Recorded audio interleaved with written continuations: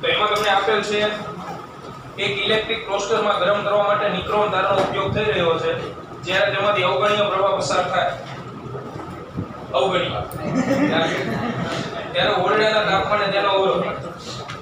હવે આ દાખલામાં ડેટા લખવાની એક રીત આપણને ખબર ન હોય t કોણ છે t0 કોણ છે એટલે શું કરવાનું પહેલા એમ નામ લખતું જવાનું. જો પહેલા તમને તાપમાન આપ્યું ને 27 ડિગ્રી સેલ્સિયસ પછી શું આપ્યું અવરોધ કેટલો આપ્યો 75.3 આગળ વાંચો 230 વોલ્ટ છે અને 2.68 એમ્પિયર પ્રવાહ છે એટલે V બરાબર 230 વોલ્ટ I બરાબર 2.68 એમ્પિયર. તો આના ઉપરથી નવો અવરોધ મળે ને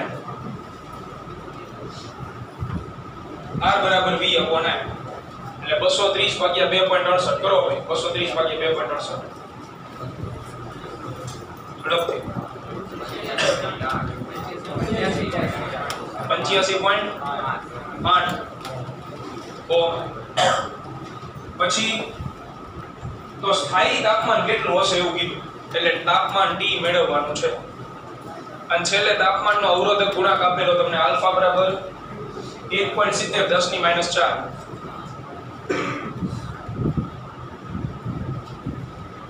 તો 10 ની -4 રાખવાની જ નહીં નડે છે સુધી એટલે આવું કરી નાખે 0.000 ડિગ્રી સેલ્સિયસ ઇનવર્સ. હવે નામ આપવાના સફિક્સ. તો આપણે ગઈકાલે એવું કીધું નાનું હોય એના સંદર્ભ લેવાનો કીધું હતું ને નાનું મૂલ્ય હોય શું લેવાનો સંદર્ભ રેફરન્સ. તો આમાં એક જ તાપમાન આપ્યું બીજું ગોતવાનું કીધું તો એક જ આપેલું હોય તો ફરજિયાત એને સંદર્ભ લેવાનો એની સાપેક્ષે આ તાપમાન પૂછો તો આને કહેવાય T0. પછી R અને R છે એમાં મોટું કોણ તો આને RT કહેવાનું એટલે રેઝિસ્ટન્સ એટ ટેમ્પરેચર T આ તાપમાન આવડો R0 T0 તાપમાન અવરોધ પૂર સૂત્ર મૂક્યો સીધું RT બરાબર R0 1 plus alpha T minus T0 મૂકો કિંમત RT ની જગ્યાએ 85.5 equal to 75.3 કૌંસમાં 1 plus 0.000 170 T minus 27 છેદમાં લઈ લો 1.4 આંકડા 35 બરોબર ને 4 આંકડા લેવાનું કારણ એક વેરિએશન બહુ મોટા મળશે જો 4 આંકડા નહીં લો તો ઇક્વલ ટુ વધે 1 plus 0.000 170 T minus 27 એકડો આ બાજુ આવે એટલે -1 થઈ જાય કે નહીં -1 થઈ જાય એટલે કેટલા વધે 0.13 54 equal to 0.000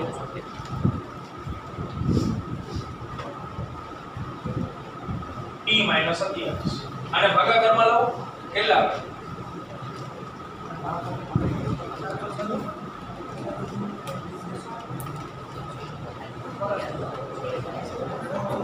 1394 કરો ભાગાકાર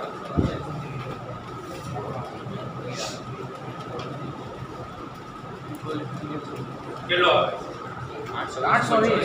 820 equal to T minus 27 આ બાજુ આવતું રહે જવાબ 848 એલા દાખલા એક ખાલી નાનકડી એવી બાબતનું ધ્યાન રાખવાનું કોને R0 કેવું કોને T0 કેવું કોને T કેવું કોને RT કેવું એ ધ્યાનમાં રાખવાનું. એક જ તાપમાન આપ્યું તો એ સંદર્ભ જોઈએ નાનો અવરોધ હોય સંદર્ભ અવરોધ મોટું તાપમાન ગોતવાનું આલ્ફા આપેલો હોય 10 ની ઘાત નો રાખવી નકર હેરાન થઈ જાય ઈ ઘાત કાઢી નાખવાનું કિંમત મૂકીને સાદુરૂપ આપો જવાબ આવે. એના પછી સ્વાધ્યાયમાં આવતા સ્વાધ્યાયની અંદર દાખલા નંબર 5 સ્વાધ્યાયનો 3.5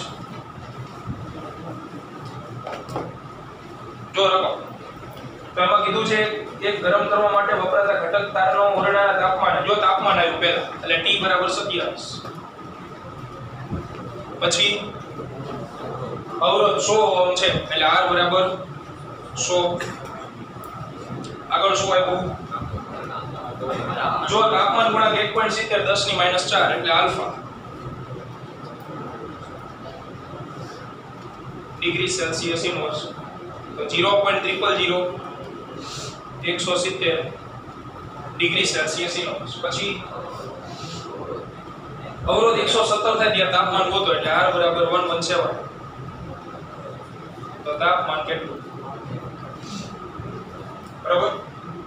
હવે નામ આપી આપણે, એક જ તાપમાન આપ્યું તો ફરજિયાતી કોણ હોય, T0, બે અવરોધ આપ્યા, નાનો કયો તો R0, આવડો RT, પૂરું RT R0 1 પ્લસ આલ્ફા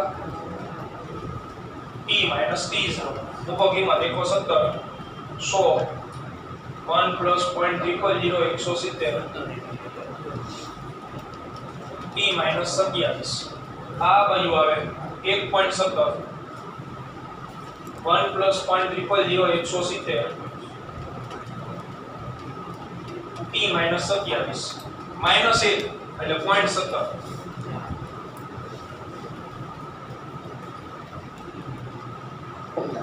કરો ભાગાકાર, જવાબ આવે 1027, બરોબર. પાણીના રેલા જેવા થાય, ઝડપથી લખી નાખો ફૂલ સ્પીડમાં.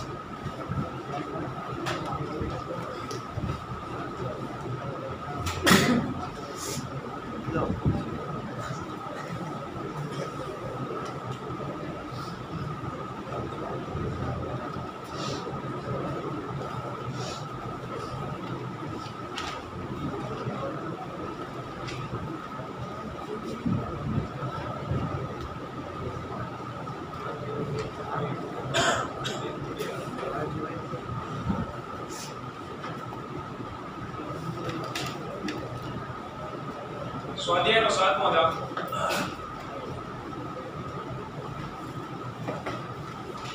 એમાં તમને આપેલું છે ચાંદીના તારનો 27.5 ડિગ્રી સેલ્સિયસ તાપમાન અવરોધ, એટલે પહેલા T 27.5 ડિગ્રી સેલ્સિયસ, પછી અવરોધ આપ્યો 2.1 એટલે R બરાબર 2.1, આગળ 100 ડિગ્રી સેલ્સિયસ તાપમાને 2.7 એટલે T બરાબર 100 ડિગ્રી, R બરાબર 2.7 ઓહ્મ. તો આલ્ફા મેળવવાનો છે. હવે નામ આપો કોણ RT અને કોણ R0.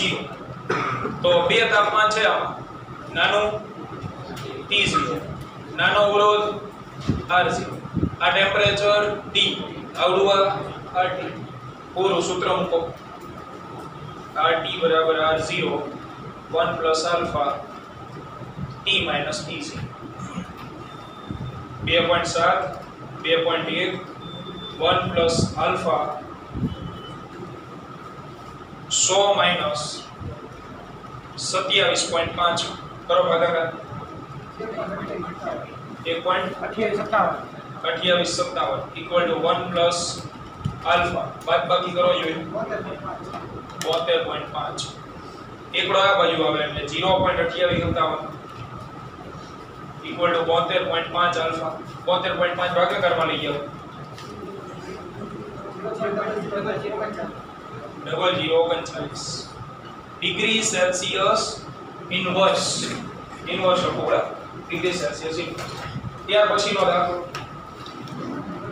8મો, જો સ્વાધ્યાયનો 8મો દાખલો છે. આ IMP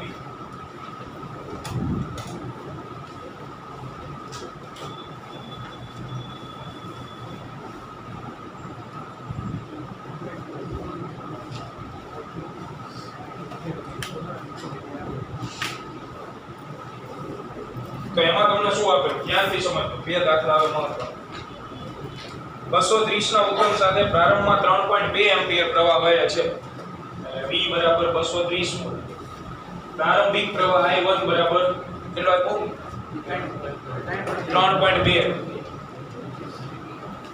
ત્યારબાદ અંતિમ પ્રવાહ 2.8 એમ્પિયર જો ઓરડાનું તાપમાન 27 ડિગ્રી સેલ્સિયસ હોય તો સ્થાયી તાપમાન કેટલું એટલે T ગોતવાનો અને આલ્ફા કેટલો 1.70 10 ની -4 એ ખરખા જાય તો બધે 0.000 170 ડિગ્રી સેલ્સિયસ ઇનવર્સ હવે આમાં અવરોધ તો આપ્યો જ નથી આપણને RT અને R0 તો પહેલા અવરોધ મેળવી લેવાનો એટલે બે અવરોધ આપણને મળશે પહેલા હું આ ગોતું R બરાબર V upon I પહેલા I1 મૂકો અને પછી R બરાબર V upon I કરો 230 ભાગ્યા 3.2 875 અને 230 ભાગ્યા 2.8 82.142 142 હવે તમારે નક્કી કરવાનું કોણ R0 અને કોણ RT તો R0 કયો થાય પેપર આવડો થાય ને R0 આવડો RT ટેમ્પરેચર એક જ આવ્યું તો ફરજિયાત ઈ કયું હોય T0 જોઈએ બોલ આ એક ટ્વિસ્ટ આની અંદર કે તમને અવરોધ નતા આપ્યા અવરોધ ગોતી લેવાના નાનો અવરોધ R0 મોટો અવરોધ RT વળી પાછું સૂત્રમાં કિંમત મૂક દો આવી જાય જવાબ લખો એમ ડોલો RT બરાબર R0 1 alpha T T 82.142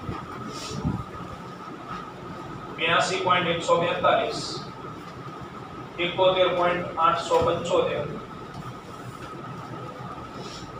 1 plus 0.000 170 T minus 27 ભાગાકાર 1.1428 1 plus 0.000 170 T minus 27 એકડો આ બાજુ આવે એટલે 0.14 1428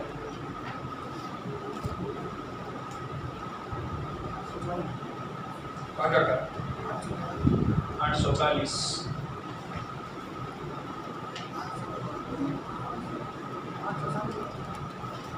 67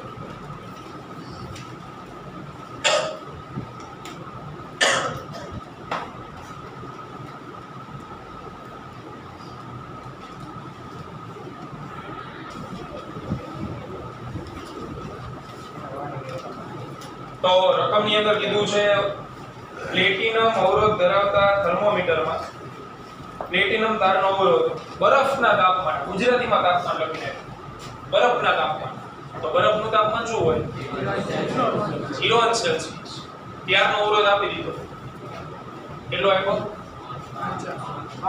5 ઓહ્મ પછી કીધું છે કે આનું નાનું વરાળના તાપમાને 5.23 ઓહ્મ તો વરાળનું તાપમાન 100 ડિગ્રી સેલ્સિયસ ત્યારે 5.23 ઓહ્મ તો હીટ બાથમાં ડુબાડવામાં આવે છે જ્યારે અવરોધ 5.795 ઓહ્મ થાય ત્યારે હીટ બાથનું તાપમાન ગોતો એટલે ત્રીજું તાપમાન ગોતવાનું પણ ત્યારનો અવરોધ આપી દીધો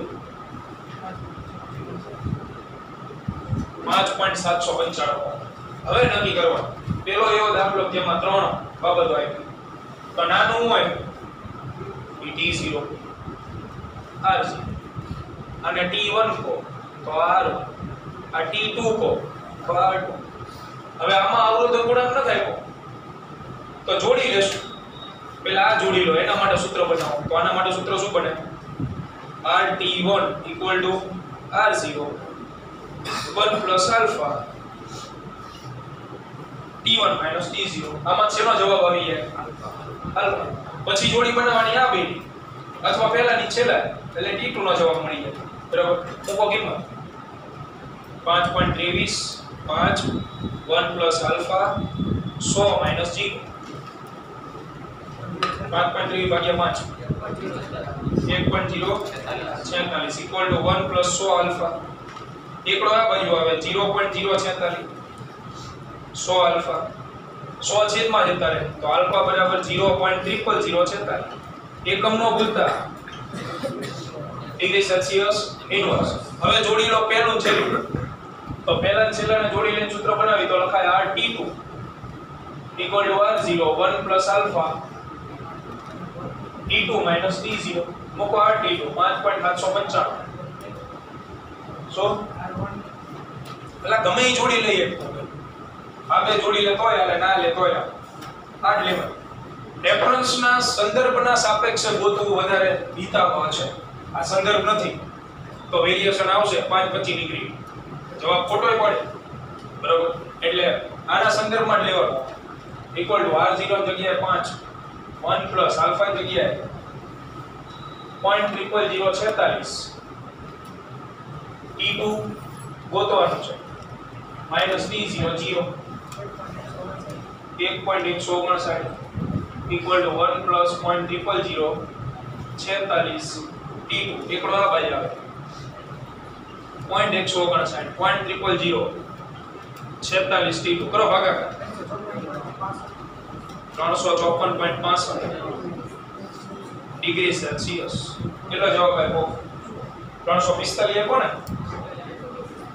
જો વેરિએશન આવે 345 આવે ને 345.65 બરોબર એટલે અહીંયા તમે એક કે બે આંકડા લઈને ગણો એક આંકડો લઈને ગણો તો અહીંયા જવાબ આવે 450 એટલે વેરિએશન ન મળે એના માટે પોઈન્ટ પછી શૂન્ય કરો ને એવા વધારે આંકડા લેવા 4 આંકડા લેવા ટેવ રાખ આ એક દાખલો પૂછાય લખી નાખો ચલો બધા દાખલા નાખો ને હવે નવી બોડી નવો દાખલો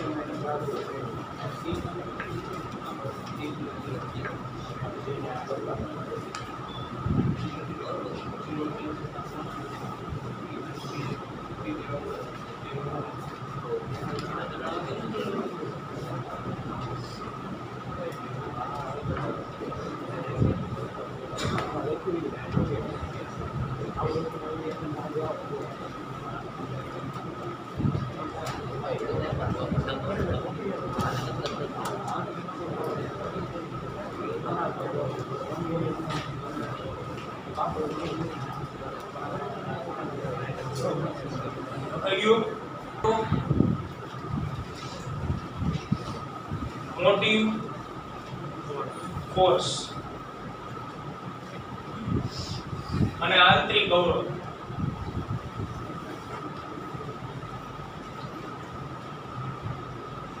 ઇન્ટરનલ રેઝિસ્ટન્સ સ્મોલ r આમાં આવશે EMF જેની સંજ્ઞા છે એપ્સાઇલોન બે વિશે આપણે ભણશું એપ્સાઇલોન એટલે પરમિટિવિટી વાળો નથી હોતો EMF આનું નામ EMF છે ને એટલા માટે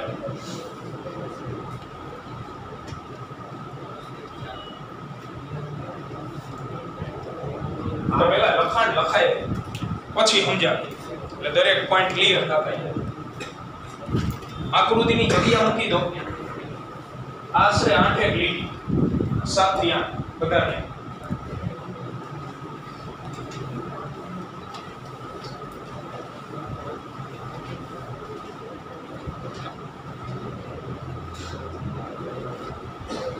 લખો પેલો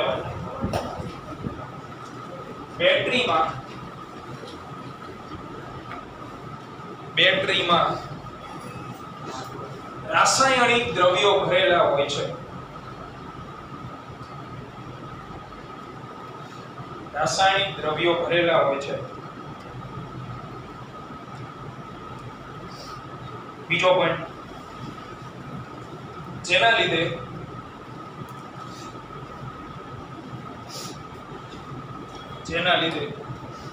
બેટરીમાં સતત રાસાયણિક પ્રક્રિયાઓ ચાલુ હોય છે.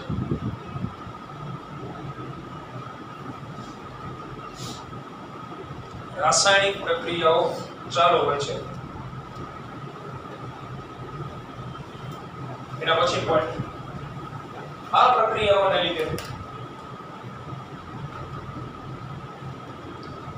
પ્રક્રિયાઓને લીધે વિદ્યુત ભારો પર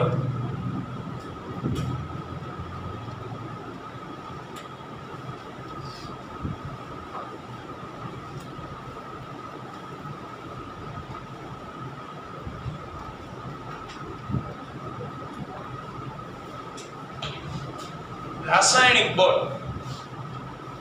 કૌંસમાં નોન ઇલેક્ટ્રિકલ ફોર્સ જેની સંજ્ઞા આવશે Fn, નોન ઇલેક્ટ્રિકલ ફોર્સ સંજ્ઞા Fn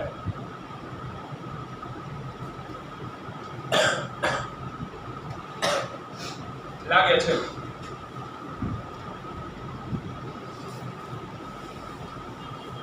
એના પછી પોઈન્ટ, આ બળને લીધે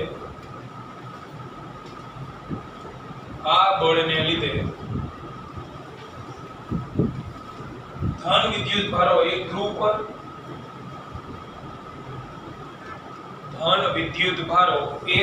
પર અને ઋણ વિદ્યુત ભારો બીજા ધ્રુવ પર જમા થાય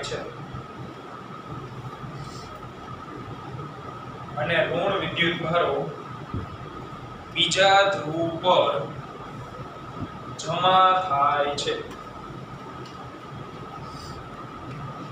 એના પછી પોઈન્ટમાં, વિદ્યુત ભારોની આવી ગોઠવણીને લીધે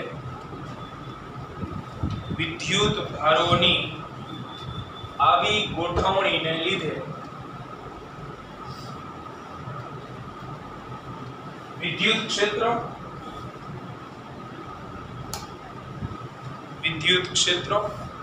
અને વિદ્યુત સ્થિતિમાનનો તફાવત રચાય છે.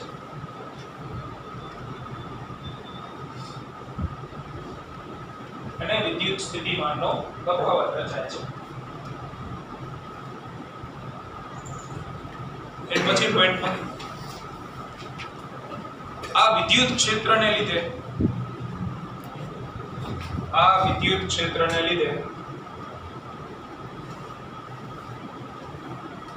વિદ્યુત ભારો પર રાસાયણિક ઉપરાંત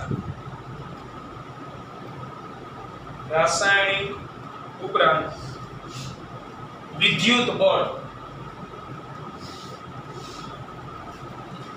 બળ કૌંસમાં ઇલેક્ટ્રિકલ ફોર્સ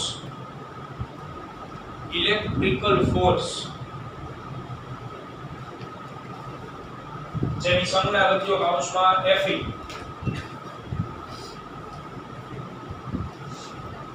લાગે છે.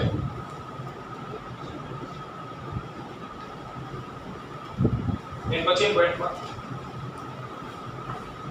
આ વિદ્યુત બળ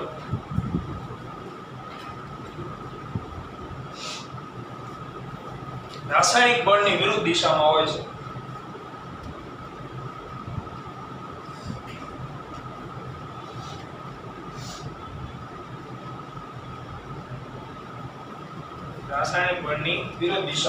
અલ્પવિરામ એમાં જે સતત વધતું જાય છે જે સતત વધતું જાય છે. એન પછી પોઈન્ટમાં એક સમયે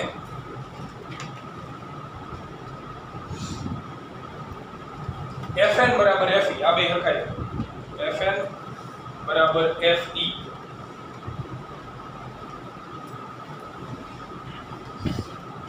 પરિસ્થિતિ નિર્માણ પામે છે.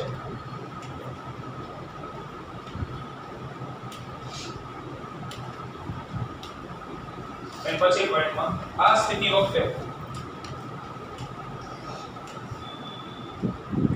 સ્થિતિ વખતે વિદ્યુત ભારોની ગતિ અટકી જાય છે. વિદ્યુત ભારોની ગતિ અટકી જાય છે.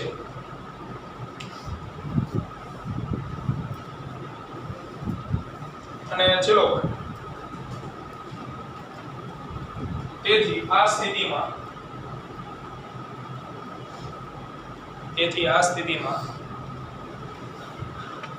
બેટરીના બંને ધ્રુવો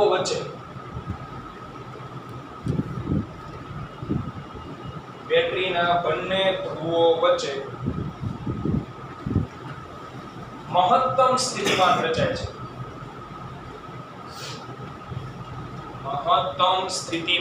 રચાય છે.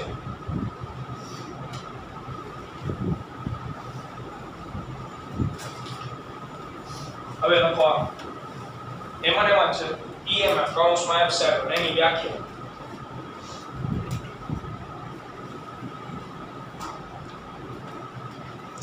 એકમ ધન વિદ્યુત ભારને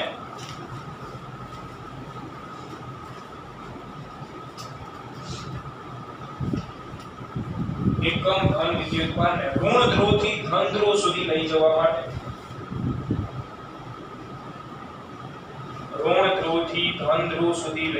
માટે થતા કાર્યને લીધે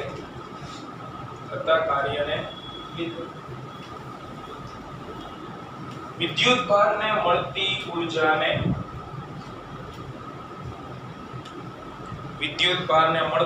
ઊર્જાને ડેશ ડેશ ડેશ EMF કહેવાય. નીચે લખો SI વોલ્ટ અથવા જૂલ પ્રતિ કુલમ.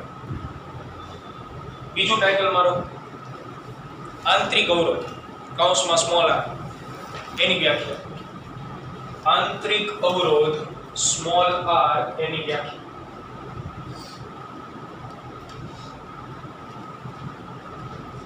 ધન વિદ્યુત ભાર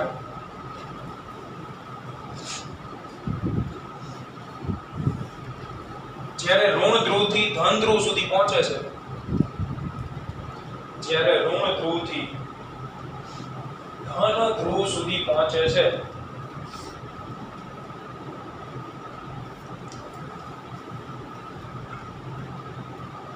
ત્યારે તેને બેટરીના આંતરિક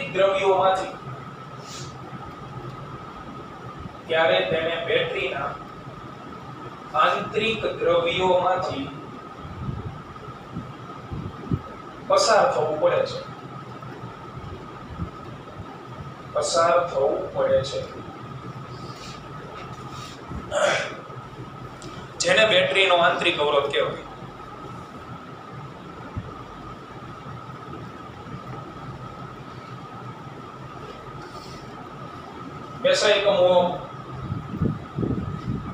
SI એકમ ઓહમ. હવે આખી થિયરી પણ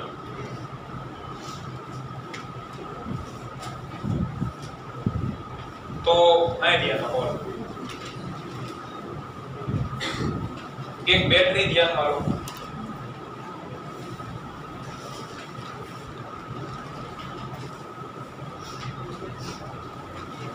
બેટરી કહેતા પાવર રિમોટમાં વપરાય, ઘડિયાળમાં વપરાતો હોય કેવો પાવર એ ધ્યાનમાં લો. હવે આ પાવરની અંદર શું ભરેલું હોય? રાસાયણિક દ્રવ્યો હોય ને, કેમિકલ હોય બધા, જેના લીધે સતત રાસાયણિક પ્રક્રિયા ચાલુ છે. તમે કેમિસ્ટ્રીમાં ઓલી ઢોળ ચડાવવાની પ્રક્રિયા ભણો તો એમાં વિદ્યુત ભાર કઈ લેવા દેવા ન હોય. ધન આયનો બધા એક ધ્રુવ ઉપર જમા થાય, ઋણ આયનો બધા બીજા ધ્રુવ ઉપર. તો અહીંયા તમે કોઈ દિવસ એવો પ્રશ્ન કર્યો કે ધન ને ધન વચ્ચે અપાકર્ષણ ન થાય? પણ ત્યાં એવું નથી થતું, કારણ કે એ વખતે બળ કયું લાગે? રાસાયણિક બળ લાગે. રાસાયણિક બળ માટે એટલે મેં કાઉન્સમાં લખાયું નોન ઇલેક્ટ્રિકલ ફોર્સ. રાસાયણિક બળ વિદ્યુત ભારના પ્રકાર ઉપર આધાર ન રાખે. એ ખાલી સેપરેશનમાં માને, ભાગલા પાડો રાજ કરવાની નહીં. ધન પ્રકારનો વિદ્યુત ભાર હોય એક જગ્યાએ જવા દેવાનો, ઋણ પ્રકારનો હોય બીજી જગ્યાએ, બે ભેગા નહીં થવા. એવું રાસાયણિક બળ કરે. બરાબર? એટલે અંદર રાસાયણિક દ્રવ્યો ભરેલા તો રાસાયણિક બળ લાગશે. રાસાયણિક બળના કારણે શું થાય? તો ધન વિદ્યુત ભાર હોય ને એક તરફ ગતિ કરવા લાગે, અને ઋણ વિદ્યુત ભાર હોય તેની વિરુદ્ધ સાઈડ. ધ્યાનથી સમજ. તો શરૂઆતમાં અહીંયા કઈ હતું જ નહીં. હવે ધીમે ધીમે ધીમે ધીમે ધન વિદ્યુત ભાર અહીંયા આવવા માંડ્યો. કોણ લાવે છે ને?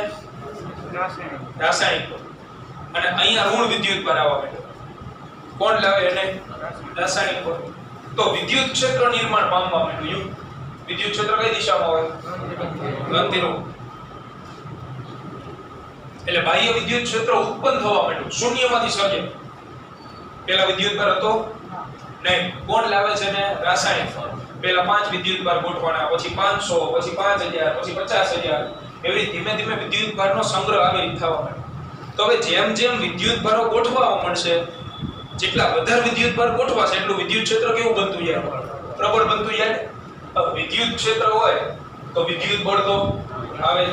તો હવે વિદ્યુત બળનો જન્મ થયો, વિદ્યુત બળ ઉત્પન્ન થયું, જે સતત શું થશે? વધશે. કારણ કે આ ગોઠવણી તો ચાલુ જ રહેવાની છે. એટલે વિદ્યુત બળ હવે આવ્યું પિક્ચરમાં. તો વિદ્યુત બળ શું કરે? ધન વિદ્યુત બળને ક્યાં લઈ જવામાં માને? ધન ધ્રુવ ઉપર કે ઋણ ધ્રુવ ઉપર? વિદ્યુત બળ તો એ પ્રમાણે ચાલે. એટલે ઈ આને આ બાજુ ગતિ કરાવવા પડશે, અને ઋણ વિદ્યુત ભારને ધન ધ્રુવ તરફ લઈ જવામાં માને. એટલે આમ ગતિ કરાવશે. તો હવે વિદ્યુત ભારો ડબમાં મુકાઈ ગયા કે કઈ બાજુ જાવ. પહેલા એમની આગળ એક જ ચોઈસ હતી, રાસાયણિક બળ લાગતું હતું, ભાઈ આમ જવાનું છે, ગમે એ કર. હવે વિદ્યુત બળ પિક્ચરમાં આવ્યું. તો વિદ્યુત બળ એ રાસાયણિક બળ કરતા કેવી દિશામાં લાગે છે? વિરુદ્ધ. તો હવે આવડવાની એ વિચાર કરશો કે ભાઈ કઈ તરફ જવાય. જે બળ પ્રબળ હોય એ તરફ જશે. તો શરૂઆતમાં તો કોનો દબદબો હતો? કયું બળ હતું શરૂઆતમાં? રાસાયણિક બળ હતું. એટલે એ મેક્સિમમ જ હતું પહેલે, મહત્તમ ગર્ભશ્રીમાં. બરાબર? આ જેવી હજી ઉત્પન્ન થયું અને ધીમે ધીમે વધતું ગયું. તો રાસાયણિક બળ અહીંયા હતું, વિદ્યુત બળ ધીમે ધીમે ધીમે ધીમે ધીમે ધીમે ધીમે વધે છે. એક સમય એવો આવશે બે બળ કેવા થઈ જવાના? સરખા. જ્યારે બે બળ સરખા થઈ જાય એટલે આવડો આ ગતિ કરવાની ના પાડે.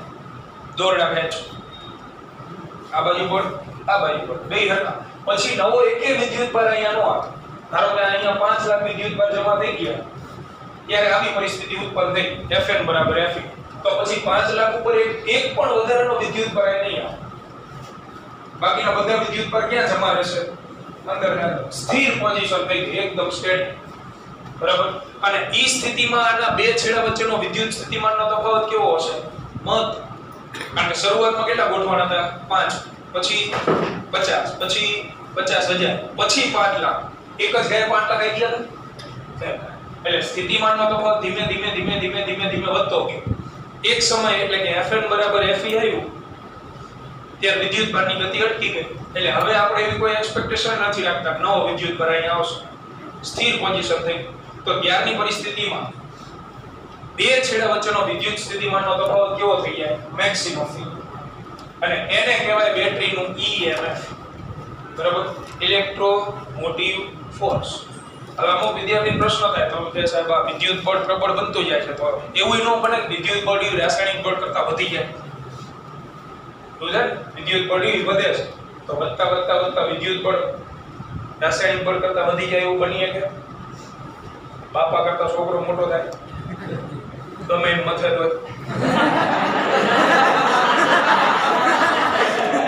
કુંવારની દ્રષ્ટિ એ પ્રમાણે જ રહે. એટલે આમાં વિદ્યુત બળ જે ઉત્પન્ન થયું કોના લીધે ઉત્પન્ન થયું? વિદ્યુત બળ રાસાયણિક બળના લીધે ઉત્પન્ન થયું. કારણ કે આ તો હતું જ નહીં, બરાબર? રાસાયણિક બળના કારણે વિદ્યુત ભારની ગોઠવણી ચાલુ થઈ અને પછી આ ઉત્પન્ન થયું. તો હવે એવો કોઈ કેસ જ ન બને કે રાસાયણિક બળ કરતા વિદ્યુત બળ વધી ગયું. શક્ય જ નથી. આ મેક્સિમમ નિયરલી ઇક્વલ ટુ થઈએ કે આપણે ઇક્વલ ટુ લખીએ છીએ પણ એ નિયરલી ઇક્વલ ટુ થાય. આ તો મોટું જ રહે હંમેશા. આના કારણે વિદ્યુત બળ ઉત્પન્ન થાય છે. આ યાદ રાખ. એટલે એ નથી જોવા બાપામાં કરી ગયા પણ અહીંયા તારો બાપ યાદ રાખે. ઈ પોઈન્ટ કહેવાનો હોય ને એમાં નથી કરતા, એમાં ન જવાનું ને એમાં કરી ગયા અંદર. પછી કે મને આપણે વિપુલ સાહેબ ઉદાહરણ દે, તમે લાયકો ઉદાહરણ દે, તમને ઉદાહરણ દે, સ્ટ્રેટ તો પોઈન્ટ જ હાલે. પછી ઈ પકડવાનું પકડો કે FN બરાબર FE તો આ કેમ મોટું નથી થતું, તો ઈ તો હજી પાછો ડિસ્કશન ઈ ચાલે. આપણા બાપા નાના પડી હા કરીને આપણે ભાઈ પોપૈયા જેવા 12માં માં પણ 12માં જેવી બુદ્ધિ જ નથી હજી અમુક ને. તો પ્રાઇમરી પાછા મૂકી આવા સામે છે રમકડામાં વાંચી વાંડા રમવા કોલેજમાં જાય છે. સિનિયર સારો મળ્યો તો ઠીક છે, નકર સરખું કરી નાખશે. એટલે FN બરાબર FE થઈ કે પણ FEU ઈ FN કરતા મોટું થઈ શકે નહીં. અને હવે EMF ની વ્યાખ્યા, તો EMF ની જે વ્યાખ્યા છે એ એક્ઝેક્ટલી સ્થિતિમાન જેવી છે. વિદ્યુત સ્થિતિમાનની વ્યાખ્યા શું હતી? એકમ ધન વિદ્યુત ભારને અનંત અંતરેથી આપણે લાવતા હતા. આમાં અનંત અંતરેથી નથી લાવવાનો, એકમ ધન વિદ્યુત ભારને જ લાવવાનો છે, પણ એને ઋણ ધ્રુવથી ધન ધ્રુવ સુધી લઈ આવવાનો. ક્યાં લઈ આવવાનો છે? ઋણ ધ્રુવથી ધન ધ્રુવ સુધી. તમે અહીંયા વાયર જોડી દો, પછી આ વિદ્યુત ભાર ન પડ્યા, પછી ગતિ કરવા પડે. આ બાજુ કેમ ગતિ ન કરે? કારણ કે અંદર પોઝિશન કેવી થઈ ગઈ હોય, FN બરાબર FE. વાયર જોડી દો તો આ વિદ્યુત ભાર આમ ગતિ કરવા પડે. ધન વિદ્યુત ભાર આગળ અહીંયા જ્યારે ઈ બેઠેલો હોય ને ત્યારે એની આગળ ઊર્જા હોય. પછી જ્યારે વાયર જોડો એટલે અહીંયાથી અહીંયા પહોંચે તો ઊર્જા થઈ જાય પૂરી બધી. અહીંયા જેવો ધન વિદ્યુત ભાર આવે તો રાસાયણિક બળ એના સ્વાગતમાં હોય.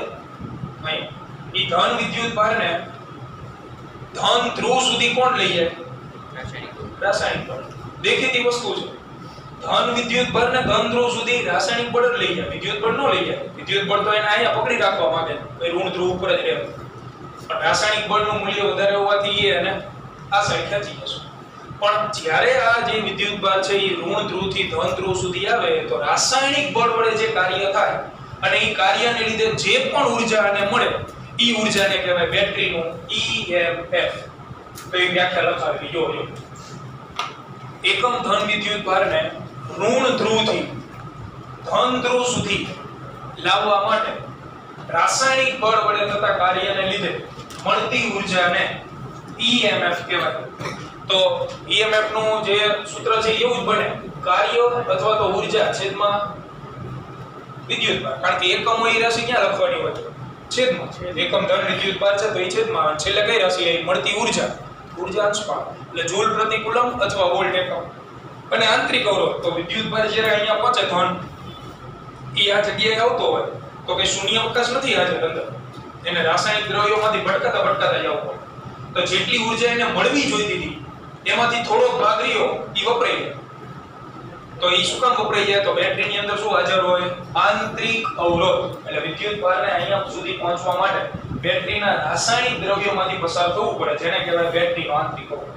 તો સિમ્પલ સરસ મજાની વાર્તા જેવું છે. 3 માર્કમાં પૂછાય તો આટલું કટ જ હાલો. આમાં કંઈક આખું કરવાની નથી, આટલું ફરજિયાત લખવાનું રહેશે. બરાબર? આકૃતિ દોરતા